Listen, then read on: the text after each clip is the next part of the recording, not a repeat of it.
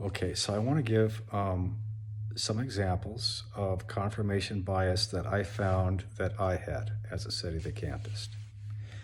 Um, I would point to, um, talking with other Catholics, trying to explain, the situation that we're in today, right, with this crisis in the church. I would point to some things in the Bible that talked about the great apostasy that would happen in the last days. And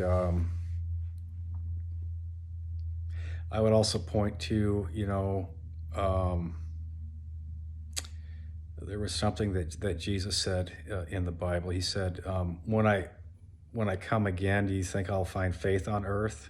Kind of a hypothetical, open-ended question.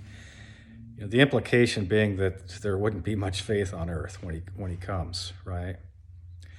And so, this is to show that the time we're living in right now with what's going on with the church and false pope and the entire universal church being in apostasy, complete loss of faith. We're pointing to prophecy in the Bible to support that, right? And why did I point to that? Did I just go read the Bible and just come up with this? No, this is what Sede Vacantis talk about all the time, right? So here's the confirmation bias there, all right? If we're going to talk about this great apostasy,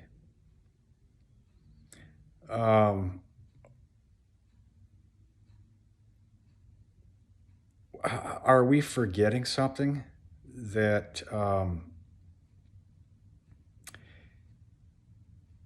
he told St. Peter that the gates of hell would never prevail against the church? So if we're looking at the great apostasy, well, what's that mean? Well, a large number of Christians are going to completely reject the Christian religion altogether, okay? It's not talking about the church itself turning into a false church. The church he established will stand till the end of time. So what I found I was doing is I was saying that the church that existed in 1958 and existed from like the year 33 up until 1958, okay, this church, this divine institution,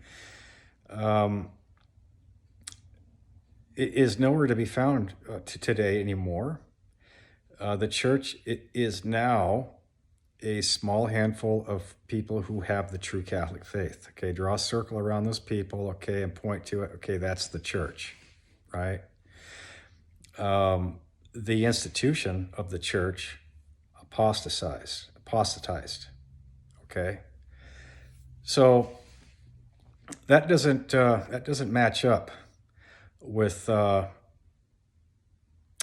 I'm reading there in the Bible. Okay, like I'm highlighting this apostasy thing and I'm ignoring this other thing over here that says the gates of hell will never prevail against the church, not against faithful Catholics, okay, but against the church. The church is what's going to stand. Now, members of that church might waver in their faith. They might lose their faith. They might renounce their faith. But that church will never apostatize. The structure of the church will never apostatize. It will never fail. Christ said that he would be with his church till the end of time. Okay? So, when I say we, I'm primarily talking about myself, okay? I'm highlighting this point in the Bible about this great apostasy, all right? And I'm completely ignoring this other point over here, that the church will never fail. And I'm also ignoring this dogmatic definition of the church that says the church is indefectible. It can never cease to exist or function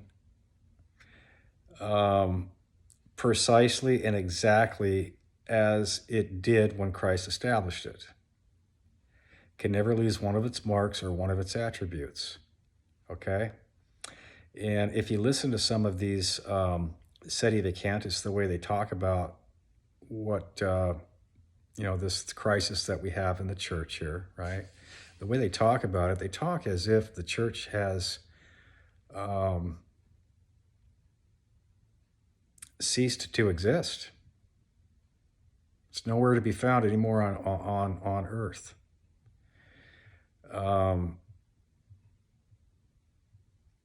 Except with them and all those who agree with them.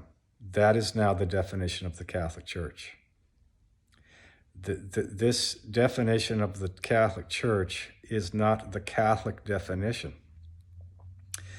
That is a definition of an invisible church. That's the definition that Protestants use to define their church, or what they would call the true church, right? The true church is those who hold the true faith. That's Protestantism. If you go look up in the Catechism when it talks about what is the Catholic Church, you will see a completely different definition than the one that Protestants use. And also you will see a completely different definition than the definition that Sede Vacantis use.